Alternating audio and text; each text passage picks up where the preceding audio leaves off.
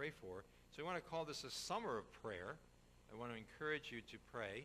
Last week I showed you the little bulletin insert there. I put my prayer list on the back of it, and I hope that you were able to write down prayers on that and maybe even be like Hezekiah and lay them on the ground before the Lord and let him read them so that you can say, as Hezekiah did, I can't do anything about this. You have to do it for us. So, but number of prayers. This one is a prayer, but it's a very short prayer, as you already gathered from the reading that we did. It's a very short prayer that's tucked inside a parable. Now, I want to say a little bit about parables, but first of all, let's take a look at this passage again and familiarize ourselves with it. It says, to some who were confident of their own righteousness and looked down on everyone else, Jesus told this parable. 2 men went up to the temple to pray, one a Pharisee and the other a tax collector. The Pharisee stood by himself and prayed, God, I thank you that I am not like other people, robbers, evildoers, adulterers, or even like this tax collector. I fast twice a week and give 1/10 of all I get. But the tax collector stood at a distance.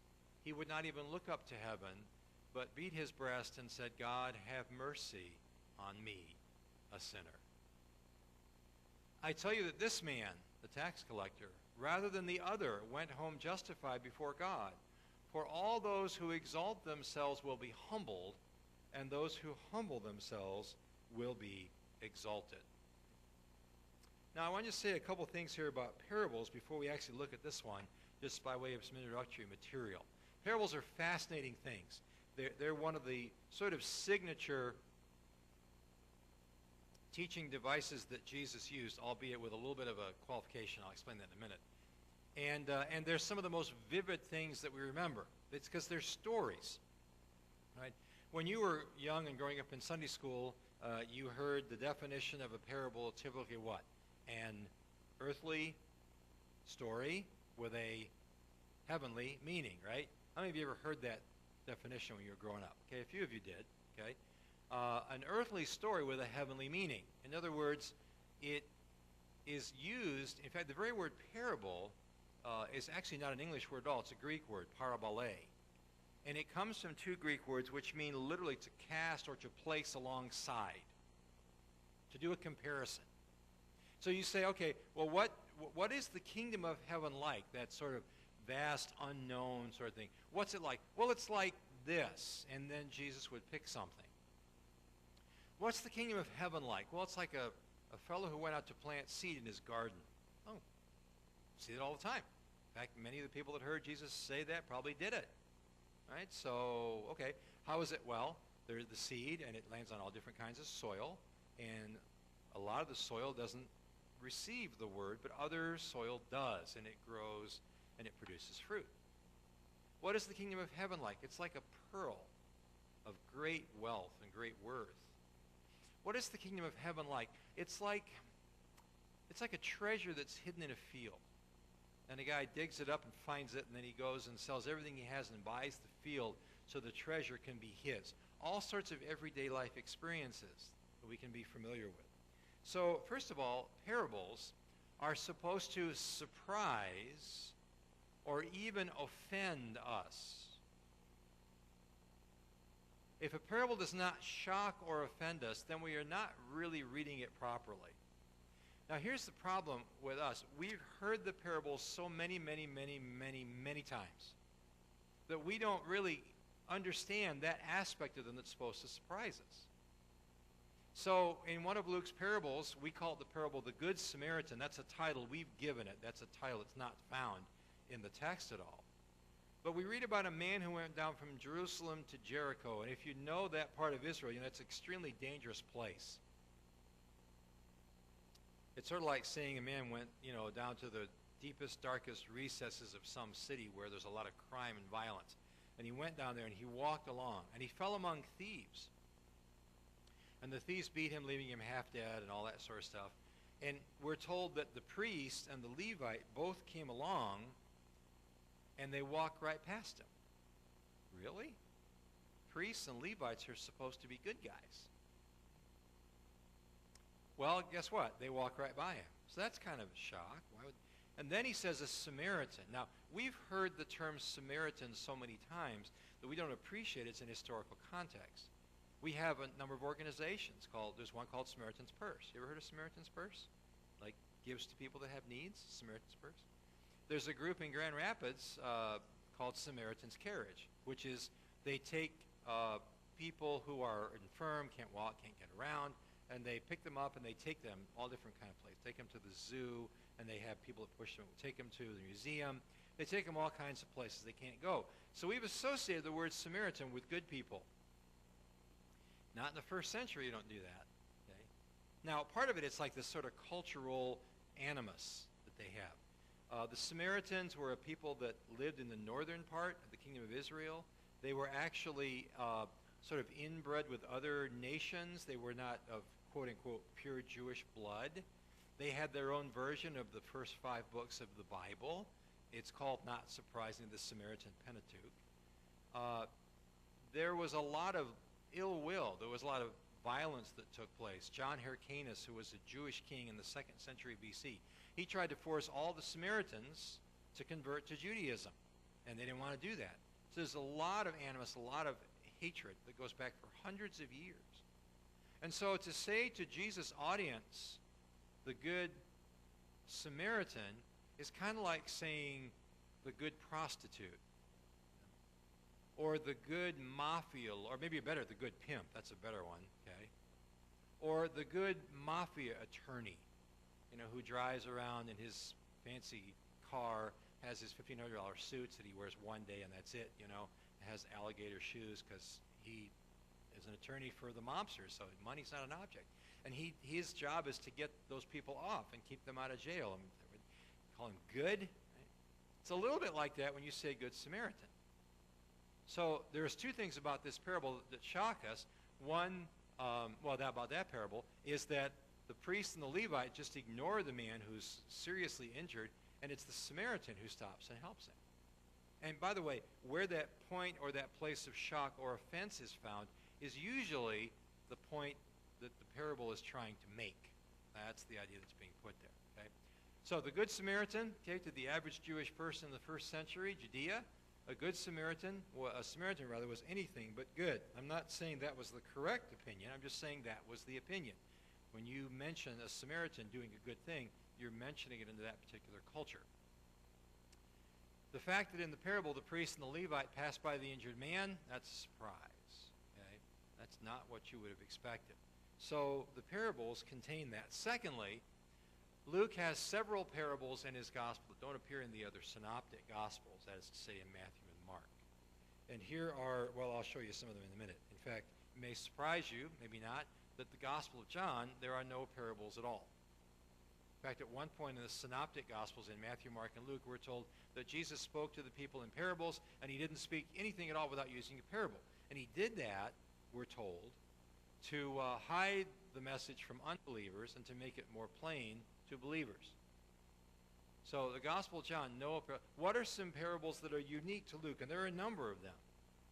And they pretty much all contain this idea of there's an element of the story that should shock or surprise you. Okay? So for example, the Good Samaritan, we talked about that. The importunate friend, all right, the friend at midnight. Okay? Hey, hello, you there? Yeah, I'm here, what do you want? Oh, I just had some company come, and I want to feed them. I don't have anything. Could you give me something, please? Well, I'm in bed. My children are in bed. I'm sorry. No, it's too late. Oh, please, please. Okay? And Jesus says the friend, because of his persistence, will be heard, and so on. The rich man who built bigger barns, and that's the guy that has eye trouble. What shall I do? I will tell you. He uses the letter I all the time. Okay, what am I going to do? I got all this crop, and I got these barns, and I know what I'll do. I'll tear down my barns and build bigger barns, and then I will say to my soul, soul, take ease, eat, drink, and be merry. You have all kinds of stuff all set apart for a long time. And Jesus says that he was told that he's a fool because that night his soul will be required of him. Surprising element there. Okay? The parable of the fig tree, okay, in Luke, I'll let you look that up on your own time if you want to. A little different from the other ones. the parable of the prodigal son. You should know, by the way, that the prodigal son is not the son that everybody often thinks is the prodigal. Not the younger one that goes off and wastes the money. He's the good son. Why? Because he comes and asks the father to forgive him. It's the older son who is alienated from the father. He's the prodigal son. He's the one that is upset that his dad is showing mercy and love to his rebellious younger brother. Powerful parable. Okay. The crafty steward. That's an interesting parable. Let's take a look at that one in your own time. The rich man and Lazarus. Okay. There you have a man who is wealthy and eats well. I love what the King James says. He fared sumptuously every day. I like faring sumptuously. Okay. My faring sumptuously will be delayed by the advisory board meeting today, which is all the more motivation for you to make it short. Okay. Make it short. Okay? And then Lazarus. Okay. The unscrupulous judge, the persistent widow that comes. Okay. The Pharisee and the tax collector. That's this one. Let's take a look at this parable, okay? The tax collector. This is a little bit like somebody coming to your door and saying, "Hi, I'm from the Internal Revenue Service, and I'm here to help you." Wah! You know, sure you are, right? How many of you have ever been audited by the IRS? You don't have to raise your hand if you don't want to. How many of you have been through an audit? Okay, 1, 2, 3, 4, 5, 6, a bunch of you. Okay, all the rich people. Okay, no, I'm kidding.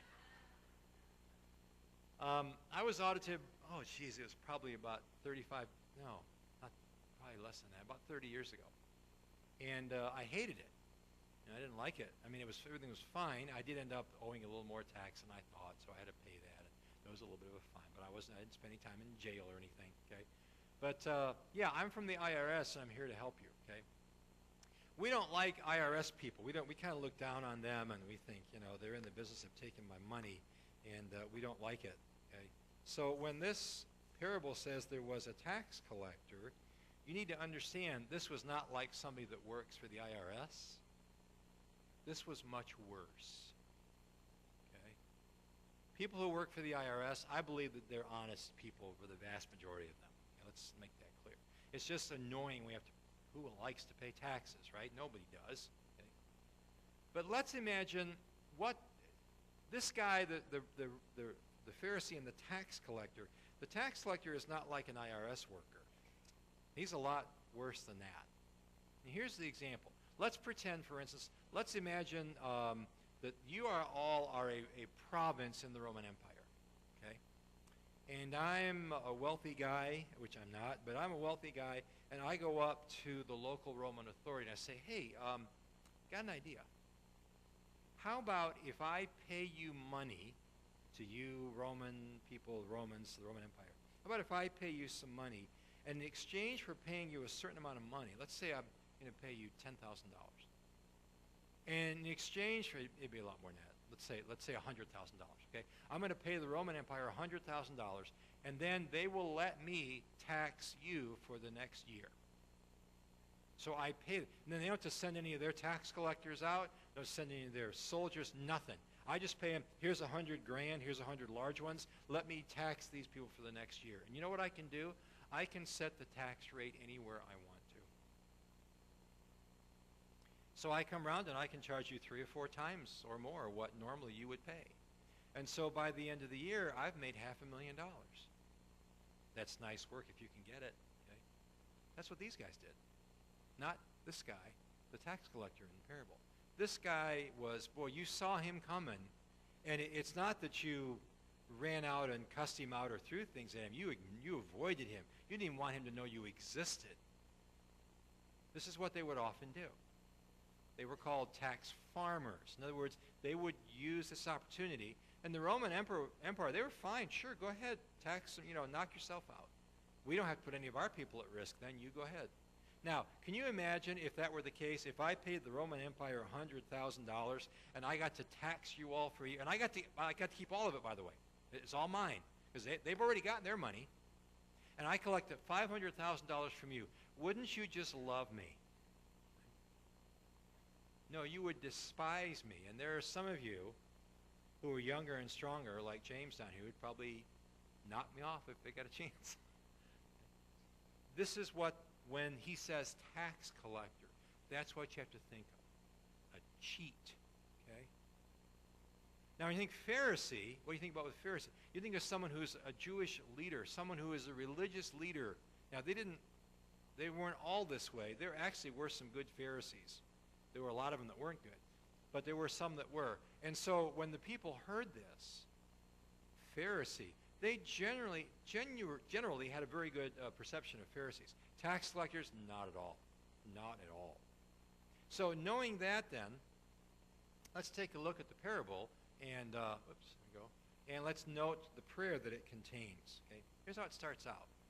To some who were confident of their own righteousness and looked down on everyone else, Jesus told this parable. This is unusual because it's not very common that a parable is, okay, Jesus told this parable, and here's the point he was trying to get across. I almost never do that. In fact, especially in Matthew's gospel, the parables are sort of cryptic and obscure. And that's why Jesus tells parables. And then he said, if anyone has what? Ears to hear, let them hear. What he means by that is, if you can understand this, good for you. But it may not be easy for you to do. Now, Luke is just pulling back the curtain here and saying, oh, by the way, Jesus told this parable because there were some people who had confidence in their own righteousness and they looked down on everybody else. Boy, I'm glad I'm not that way, aren't you? Unfortunately, I often am. And unfortunately, we often are. Okay? This is unusual. It's a rare instance of a gospel writer, in this case Luke, telling us the reason for the parable. Almost always the parable, the parable that's given, Jesus never really explains it, or the gospel writer never explains it. Usually we're simply presented with the parable and are supposed to determine and figure out what it means. Right? Now, what are the responses of these two people? Okay, the first one, of course, is the Pharisee. He prays. They both go to the temple to pray. And the Pharisee says, he looks up and he says, Lord, I thank you that I'm not like other people. I tithe, okay, I pray.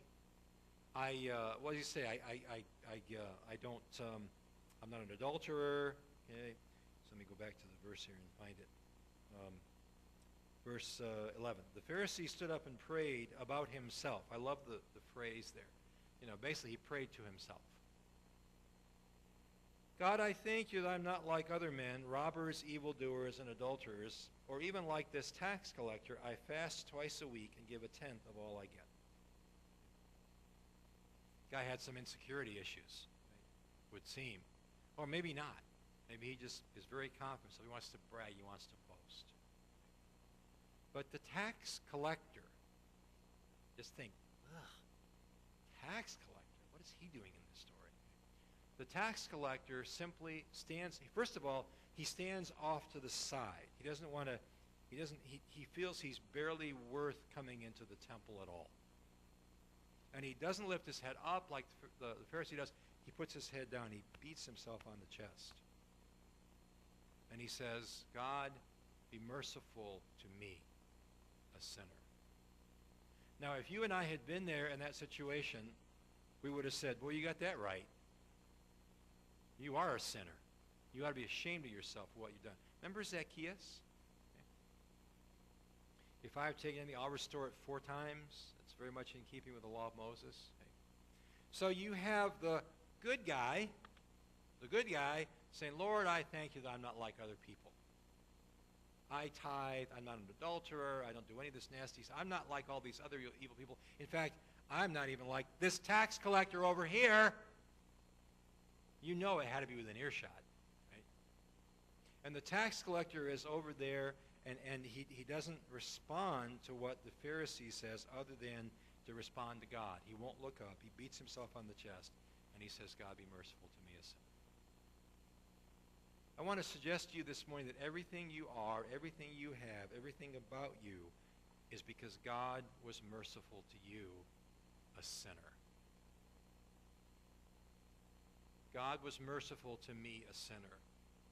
You know, when you've been a follower of Christ, when you've trusted Christ as Lord and Savior, and you've done that for many years or even decades, as most of us here have, it becomes very easy to think, you know what? I'm all right. I'm pretty good. I deserve whatever I've got. God sure is blessed to have me. And what we understand is it all starts with this: God, be merciful to me, a sinner. If we don't realize that God has been merciful to me, a sinner, then our attitude toward others will be adversely affected. Our attitude toward God will be wrongly and poorly affected. Everything about the way we carry ourselves, everything we say, everything we profess, everything we believe, and everything we do will be skewed out of proportion if we are not able to say simply, God, be merciful to me, a sinner. And by the way, that's not just one day that God does that. God does that all of your life. God's grace, God's mercy, God's goodness are always there and always available. In fact, the reason that First Baptist is here today is that God was merciful to a whole lot of sinners. Because that's what we are. Here's the surprise of the parable. This is not what you would have expected. You would expect, first of all, you would have looked at the tax collector and say, what is he doing here? How dare he come in and he's taken $500,000 and he's made 4 times what he paid to be the tax farmer for our region, and he's just bled us dry. What makes him think he should be here? And then you've got this Pharisee here who everybody sort of generally looks up to. This is a Pharisee. This is someone this is one, in fact, the very name Pharisee comes from a Greek word which means to be set apart to God. He's a guy who's set apart to God. He says, Lord, I thank you. I'm not like other people. I don't do all these horrible things. I tithe. I do everything I'm supposed to do. I don't commit adultery. I don't do it. You name it. I don't do it. I'm a good guy. And I certainly am better than this Pharisee, this tax collector over here. And Jesus says, no, you're not.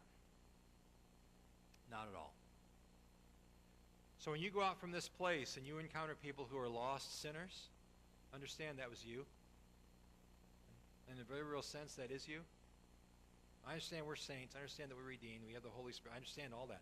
But by the same token, we have to ask God for forgiveness every single day, right? Why is that?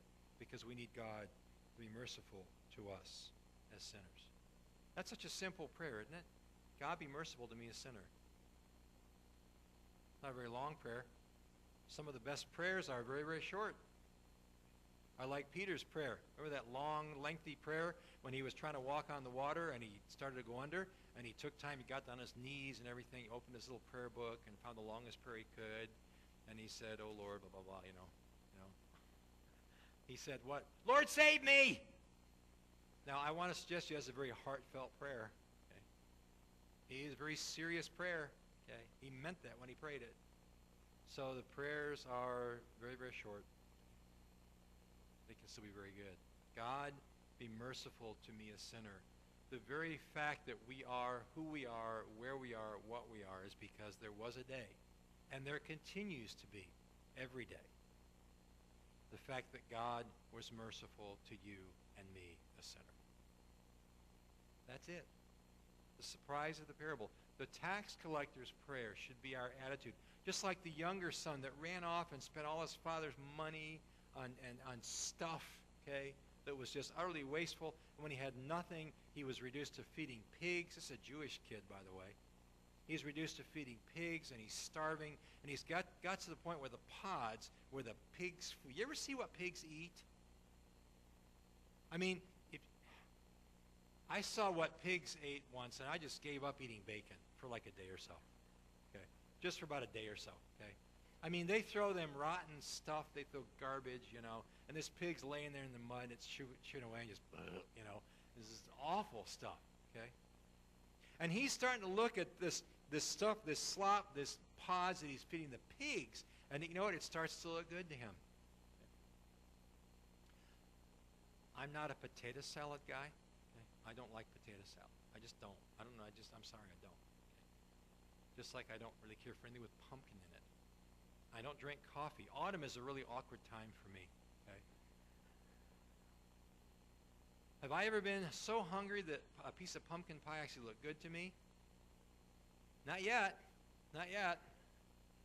You're welcome to it. You can have an extra piece. Okay? The the pig slop looked good to him, and he comes home and he says, Father, and he rehearses his speech, Father, I've sinned against heaven, against you. I'm no longer worthy to be called your son. Make me as one of the hired servants. And he gets about a half a sentence out of his mouth, and his dad, who saw him coming, ran. And by the way, old men don't run. Today they do, but not very fast. But old men don't run, but he ran, and he threw his arms around his son. He says, my son, who was dead, is now alive. What happened? The father was merciful to his son. It is the tax collector's attitude that we should emulate. It is the younger son's attitude that we should emulate, because every one of us is where we are because God had mercy to us as sinners. That's who we are. Not by works of righteousness which we have done, but according to his mercy he has saved us by the washing of regeneration and the renewing of the Holy Spirit. For by grace you're saved through faith, and that not of yourselves. It's the gift of God. It's not of works. There's no reason for anybody to brag or boast about that. God, be merciful to me, a sinner. That's kind of an assumed prayer every time you pray. When you pray for your physical health or physical improvement health, you say, Lord, be merciful to me, a sinner. When you pray about your finances, you say, Lord, be merciful to me, a sinner. And this tax collector, and then Jesus says, by the way, this is where it really kind of blows you away. He says, I tell you, this man, the tax collector, rather than the other, went home justified before God. For everyone who exalts himself will be humble. He who humbles himself will be exalted. There's no reason for us to exalt ourselves because we're sinners to whom God was merciful. And who went home saved that day? Let's use our modern expression. Who was the saved person that day? Was it the tax collector? No. Or was it the Pharisee? No. It's tax collector. Talk about a shock and a surprise. That was the shock. That was a surprise. So your prayer and every prayer that you and I ever pray should be prefaced with this assumption. God, I need you to be merciful to me because I'm a sinner. And without your grace, I've got nothing. Nothing at all.